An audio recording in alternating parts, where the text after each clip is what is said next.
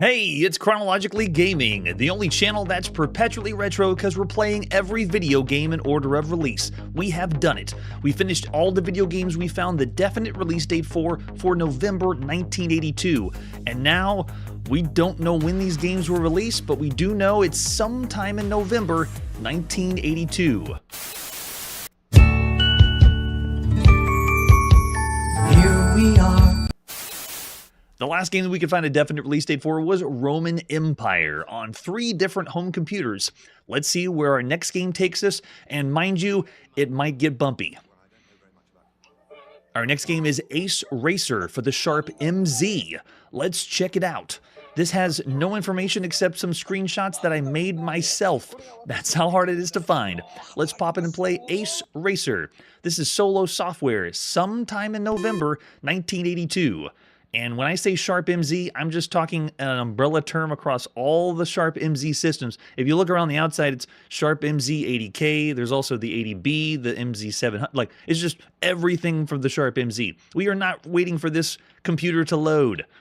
I'm not waiting for BASIC to load. I'm not waiting for the cassette to load after that. We just want to go play.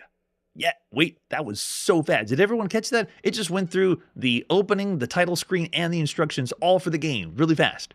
And then we're in.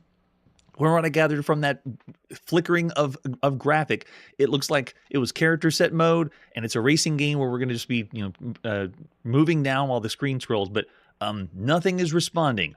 Nothing. Oh wait, something is responding. I told you we were going off the rails. These games, I've had to dig up and realize that how deep the video game rabbit hole goes. Where in the world, do I even have a vehicle? Oh, am I supposed to be gear shifting? I've even seen what the controls are. It's B to shift down. I've taken the screenshot. I know what the controls are, but it is not responding. It is just stuck here. Or it's waiting for a joystick control.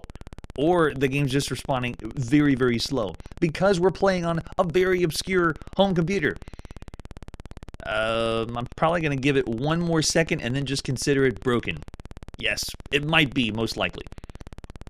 I've told people that ask me why I don't play a such and such home computer, like the Heathkit. Why am I not playing the Heathkit H8 home computer? It's because not every home computer has enough love where they've given it, the artwork for the video games and have the emulation all set to play. So that's one reason why. Not enough love for this one. Nope, sorry, Ace Racer. We tried and we crashed, and that happens every now and then on Chronologically Gaming. I'm gonna have to go fat zero for this one. If someone knows or has enough love for Ace Racer, then show me how to play it and we'll play it again. Let's see what our next game is. We're next gonna go to the TRS-80 color computer. The latest video game is Advanced Star Trench Warfare. Let's check it out. Here's what I could muster. An advertisement flyer. It's new. It's advanced. It's Star Trench Warfare. Oh, I didn't mention before. The Ace Racer game was our 15th game for the Sharp MZ home computer, and it was the 6th game by Solo Software. Or broken game. Okay, moving on to the TRS-80 color computer. So this one is a sample version of the game that you could have played earlier than this, or maybe this is the first time you could play this sample game. 16K basic. It is taking an homage from Star Wars. We're going to go dive the trench and the Death Star and blow things up. And that's all we got, just a few screenshots. Except, oh, we do have this one. We have a quote-unquote manual. Check this out. Yes, it is Star Wars, and it is another fan game. It is not official Star Wars. I don't think we've only seen one official Star Wars across all systems so far. So this explains how to load. It even has, if you look in the fine print, once it's fully loaded, enter the following command to poke the game and then run it. If your computer can't handle the high-speed poke command, do not use it. It runs well enough without it. Remember that line. This game runs well enough without the poke command. Just remember that. And you can connect to your right joystick. The object is defend the Star Trench from alien spacecraft. You view from the cockpit. You have 8 or 9 possible positions to aim your shots. 3 up, 3 down, and 3 left and right. As you fire shots, your energy level will decrease. And so it's a simple idea, at least what it explains in this manual. Let's pop in and play Advanced Star Trench Warfare by Fred B. Serbo, and published by Illustrated Memory Banks at sometime in November 1982. We just need to load the trench. Oh wait, I forgot. It's basic. It won't do that. Run trench. There we go. This is our 153rd game we've seen on the TRS-80 color computer, affectionately known as the Coco. And it's the very first thing we've seen by Illustrated Memory Banks, and it's the third game we've seen by Fred B. Serbo. Way to go, Fred. He did Cosmic Kamikaze and Starbase Attack. All right, I got a lot of high hopes. 1982 and 1986. Okay. And we're in. The game is going. I have full control of the 5 or 6 frames per second. So this is interesting. It's not like freedom to move the crosshair around. It's almost like it reminds me of a way modern game compared to the show, which is Sunset Riders, where whenever you did the bonus stage, you could just move the cursor around and shoot random cowboys. So I'm not moving the cursor; it's just firing in set patterns. Like I have a set quadrant that I can fire off, and the ships are just blinking into existence. Oh, gosh. And if they shoot you, you lose the life and you get recharged like that. But you're kind of like almost guessing where they're going to be or move, because it's not smooth. You can see they're blinking into existence. My shot blinks into existence. It's possible that the poke command would make this go faster, but at this point, you'd still have a little bit of enjoyment from this, just because it's Star Wars. You know, if you were hard pressed for Star Wars and you were on the TRS-80 color computer, yeah. But we've seen games that are running a lot faster than this. Obviously, this is basic. In fact, I believe this is all basic. There's no machine language like subroutines at all. It's just complete basic. So this one is a trench run shooter. This is the 9th game we played that's a trench run shooter on all systems. Some of the other ones that are out there that you have to compare this to, it would be Starhawk that we first saw in the arcade, then Space Encounters in the arcade, Star Strike that's available on the Intellivision has a trench run, Star Battle for the Bally Astrocade, and then Attack on the Death Star we saw on the Atari home computer. So this is Star Wars fan game. It's the 32nd Star Wars fan game we've seen on all systems, not counting all the games that have Star Wars ships on the cover. If you've been here since the beginning, you know we've seen Star Wars plastered all over boxes. So that's just games that play that way, not just the boxes that look that way. Man, so the other thing that's interesting about this game is it is the very first video game that uses anaglyph 3D. And what I mean by that is everyone put on your red and blue 3D glasses now, and you're supposed to experience the amazingness of Star Trench Warfare. And if you didn't see that, it's because I don't think I showed it in the manual.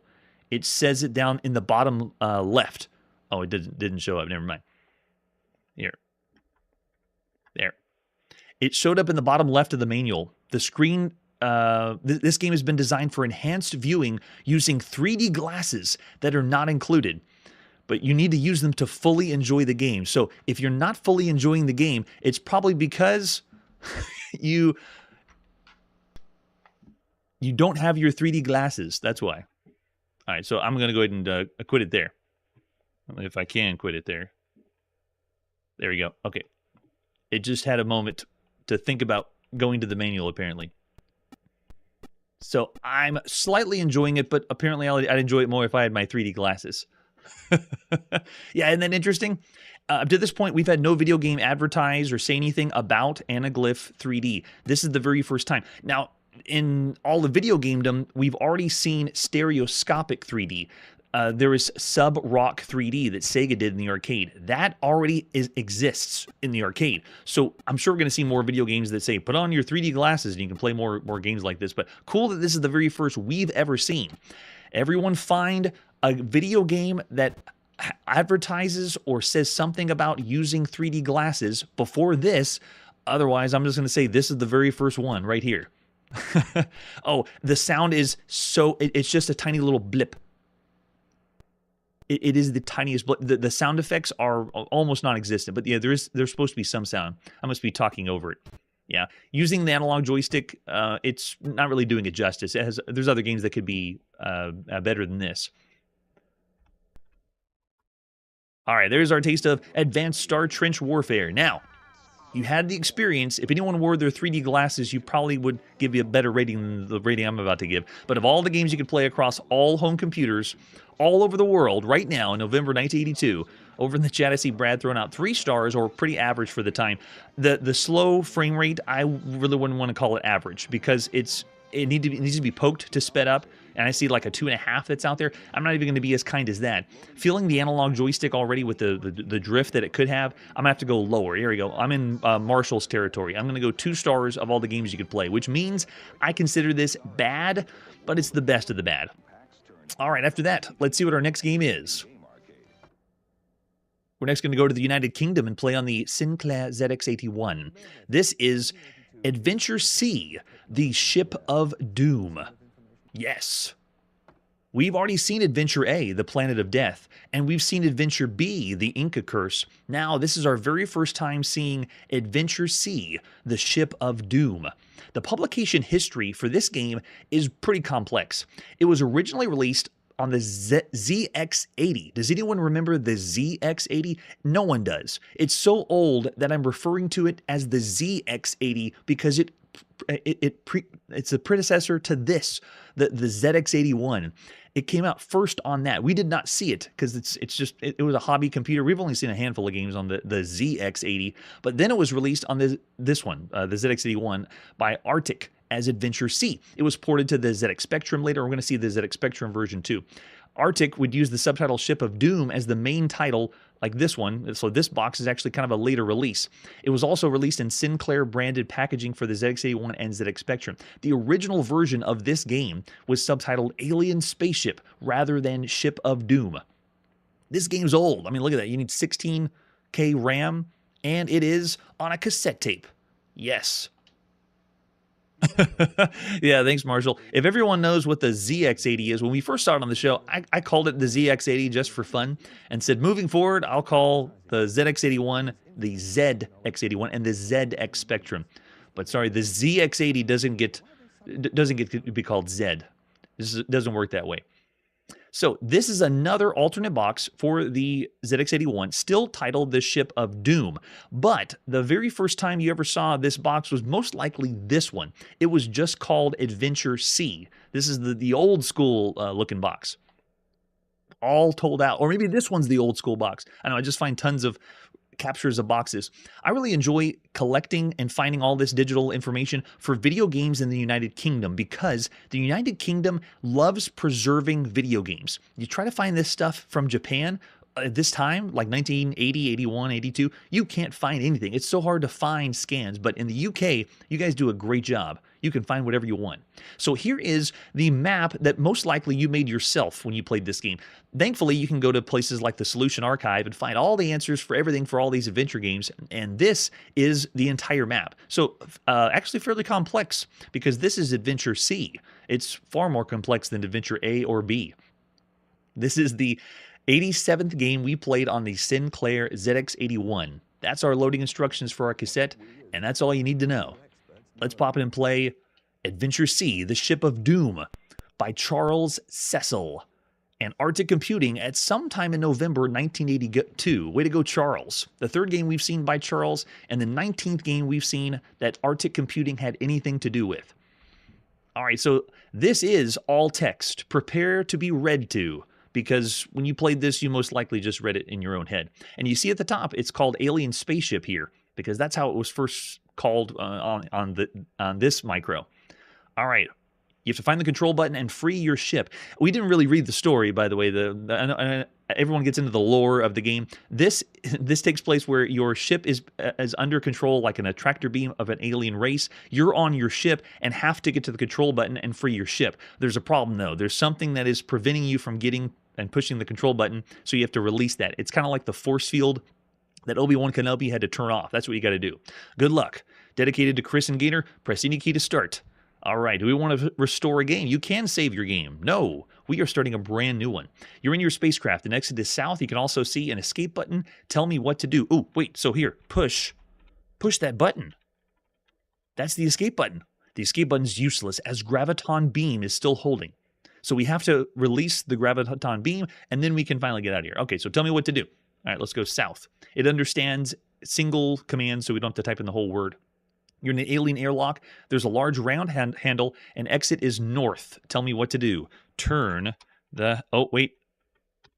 I'm on the Sinclair ZX81. You cannot type fast. Turn handle... This is a membrane keyboard similar to a calculator. It's even really tiny like a calculator. So remember, type very slowly. The panel slides open. Do you wish to go on board? YES. Yes, we do. Yeah, Marshall, that map did look pretty complicated, right? You're in the reception room. Exits are north, south, east, and west. Tell me what to do. I want to go west. We're in the silver room. Let's keep going west. We're in the metal room. Keep going west. We're in the glass room. I can see infrared specs. Can I take... Will it let me take specs? Okay. I always love the double dots, like the game's telling you, okay, why would you want to pick that up? All right, so let's wear them. Wear specs. Gosh, we got that infrared specs on. Nice. All right, let's go ahead and head back east. Back to the metal room. Head east again. We're back in the silver room. Head east again. We're in the reception room. Head east again. And we're in the shady room.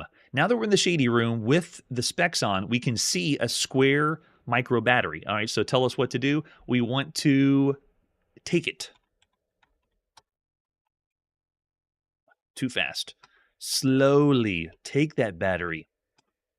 All right, we took it. Now, I can't stand anymore the ZX81 with its slow typing. We're going to save the game and load it on our Sinclair ZX Spectrum or the other port. So everyone remember where we left off on Adventure C, the Ship of Doom. Now, we'll just go ahead and rate both together. They're essentially the same idea as text adventure games go. Here is our next release. It's the Ship of Doom for the Sinclair ZX Spectrum. Any more or fun things about this one? If you check out the box, this one is like a fabrication. It's really not, it's too new and too shiny to be a box for the Ship of Doom, but it is Arctic Computing. This is our 135th game we've played for the Sinclair ZX Spectrum. Flip it over the back and oh my gosh, it's only a cassette tape. Try putting it into your cassette player and play it, and you'll hear the screeching sounds of 1982. This one still has the alternate boxes that we've seen that they've released several different times, but this one, to my knowledge, is only called the Ship of Doom. Here's an ad you would have seen in magazines at the time that other games that Arctic Computing has done. I like to look this up to see what we've missed, and I believe every game, even ZX Chess 2, we've seen on the show. Arctic Computing. So this is, if the last one was the 19th game by Arctic Computing, this one is the 20th game we've played by Arctic Computing. And the example of the cassette that we're going to pop into play. We also have a homebrew manual that someone fabricated for us, the Alien Spaceship Adventure. This one tells you more about the lore, and this was what you would find on the inside sleeve. You can read it at your leisure. Everyone that loves the lore or the story, that's where you get it from. That's the reason we're playing.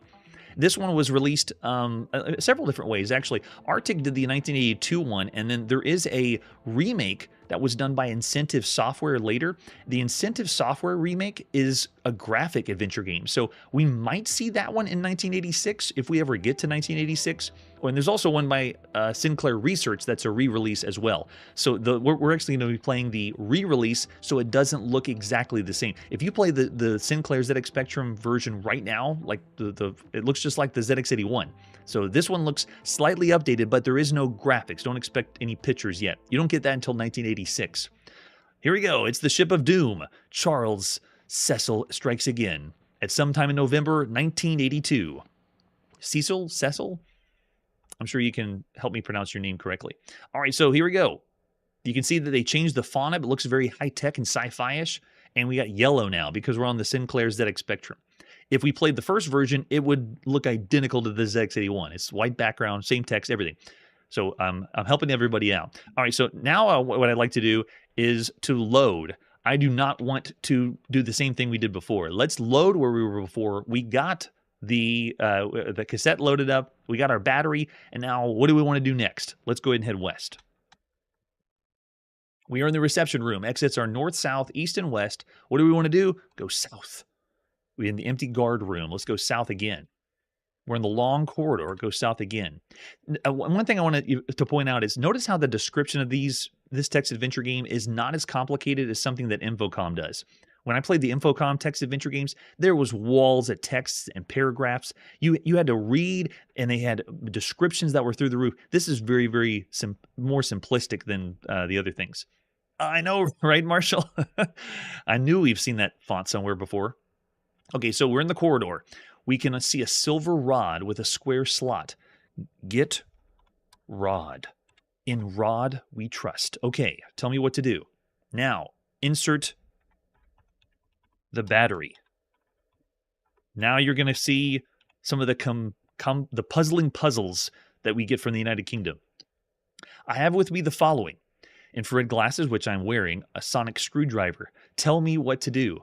I want to insert the battery into rod. Does it understand that? Wait, we got the rod. Oh, insert battery. No, it won't tell me to do that. All right, let's go insert battery with rod. Okay, I got the rod. Insert the battery. Oh, okay, it already did it. It did it for me. So it inserted the battery automatically into the rod, and it made a sonic screwdriver. So it didn't even tell us this. It just said, when I said insert battery, now it says we have a sonic screwdriver. So it just did it, but it didn't explain anything. That's helpful. All right, let's go ahead and go north. We're back in the long corridor. Let's go west. We're in the weaponry. In the weaponry. And we have a laser gun. Oh, yeah, get the gun. You got to have those. Hey, welcome, Raiders. This is Chronologically Gaming. We play every video game in order of release. Tonight you're joining us in November 1982, where we're playing everything that was released at some time in November 1982. We are playing currently the Adventure C, the Ship of Doom, brought to us by Arctic Computing. Yeah, I'm sure BBC is, with all the puzzling puzzles we'll have to deal with. Okay, we got the gun. Let's head south. You're in the cold room. See, the descriptions are so minimal. What does the cold room look like? What does it mean to be a cold room? We have no idea. We can see a body in a block of ice. Okay, that's a little creepy. All right, so let's go west. We're in the key room. We can see a glass cover over the key. Let's go ahead and point sonic screwdriver. And we did it. Pointing the sonic screwdriver gave us the magnetic key. We can get it. How you were supposed to know that, I have no idea. No way. I'm sure it was a copyright too. Okay, we got the key. Now let's go ahead and go north. We're in the radio room now. Is everyone keeping track? Everyone's making a map, right? That's what you're supposed to be doing. All right, let's go north again. We're in the alien bank. What is the alien bank? We'll never know. And there's a coin here. Let's take the coin. Okay. If you're new to Chronologically Gaming, we originally would play text adventure games where I had no idea what was going to happen, and I wasn't looking up any walkthroughs, and when I did it that way, we got stumped quite a bit, and I would just sit there for a long time. A great example is when we played Mystery House. I think we spent 15 minutes before I realized I had to type open door to open the door. It really took that long. So because of that, I now follow walkthroughs for text adventure games just to keep the pace going, because at this time in November 1982, when you were playing these games, you did get stumped and you sat here for a very long time. Maybe you had people helping you, but I'm sure you didn't, because I didn't whenever I played text adventure games. Okay, so we got the coin. After we get the coin, let's go ahead and head east. We got to go, we're in the stone room now. All right, let's go east again. We're in the weaponry again, go east again. Long corridor, go east again, and now go south. If you followed the map that you designed yourself, you know exactly where we are. We're in the flashing room. We can see a torch. Take that torch. What kind of torch is it? We'll never know. Okay, tell me what to do. Let's go south again. We're in the computer room. Let's go. We can see the red light, a keyhole. Oh, we can use the key. Use key. Does it say? I can't. Insert key. Maybe that'll work. Into what? It does work. Into hole. The red light starts flashing. There is a humming sound, and I feel warm air being blown at me. Okay. It does the two dots again. Tell me what to do.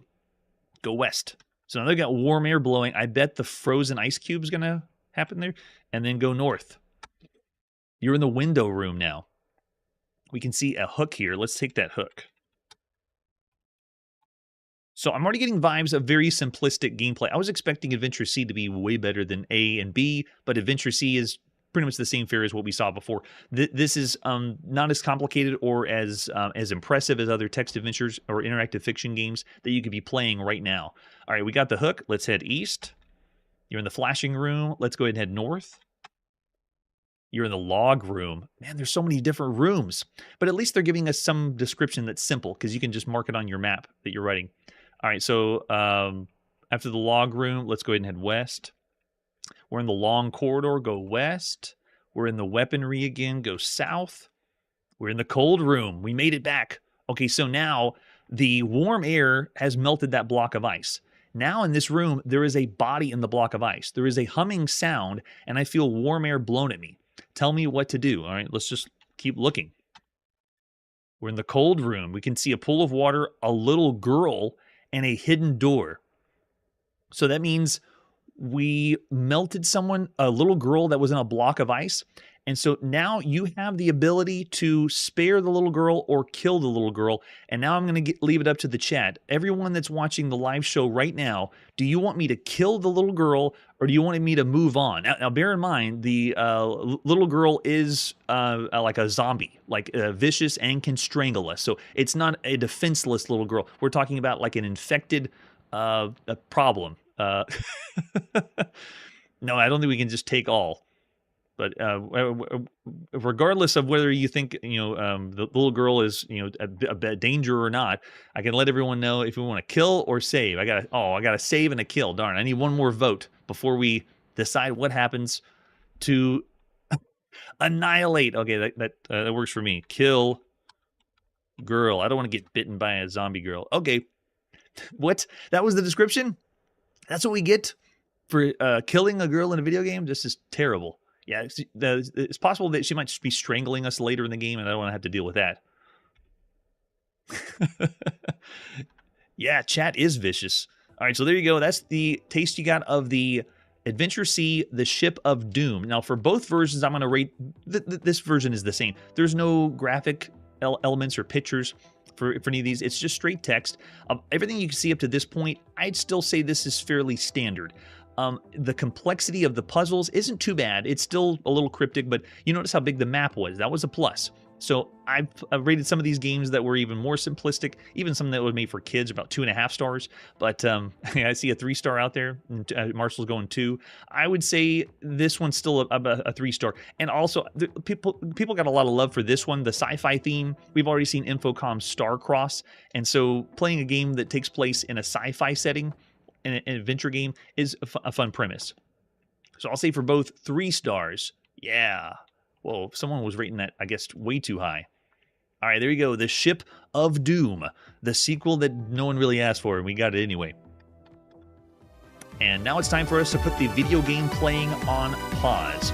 Whether you're typing on that chiclet keyboard or the membrane keyboard, both these keyboards are just so difficult to work with. I can't imagine working at like a business. I guess they were made for video games that we used later, for these microcomputers. But every time that I go from the computer to computer and we're playing on different keyboards, I have to realize that they're going to be able to take commands that are different than others. So sometimes it's just like this, a text adventure game. Playing on computers, you need to be able to have a keyboard that works well, that you can type really fast to get the commands out, because otherwise you're just pecking and slowly waiting for the computer to respond. Very, very frustrating. But that's the kind of games we're going to be seeing as we venture forward, because next time on Chronologically Gaming, we're going to continue playing all the games released at some time in November 1982.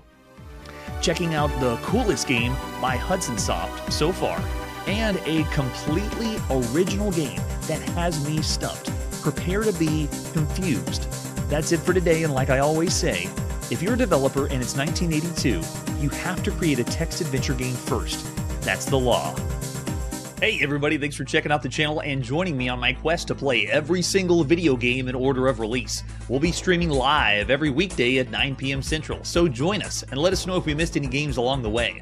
This video would not be possible without Launchbox, RetroArch, and MAME. Tell all your friends there's some crazy guy named Chronologically Gaming trying to play every single video game.